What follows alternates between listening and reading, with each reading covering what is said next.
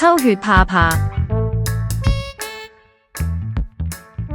黃老太今日一早要去醫院抽血，抽血站非常多人。黃老太先攞籌等候，等候期間聽到護士長話：今日係你哋實習嘅最後一日，亦都係考核日，請大家打醒12分精神，謹慎謹慎再謹慎。實習嘅抽血姑娘們都顯得十分緊張。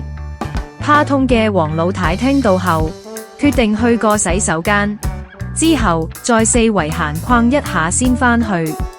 返到去之後，籌號都已經過咗啦，實習姑娘都已經完成晒考核，唔見咗護士長同班實習生。黃老太從心底裏笑咗出嚟，心諗避過咗班學神，放心晒。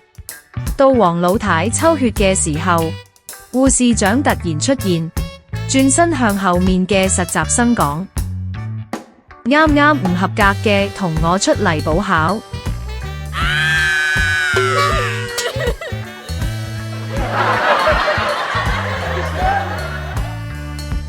哈哈哈，放心啦，做咗20年嘅護士朋友話我知，冇一次係唔痛㗎。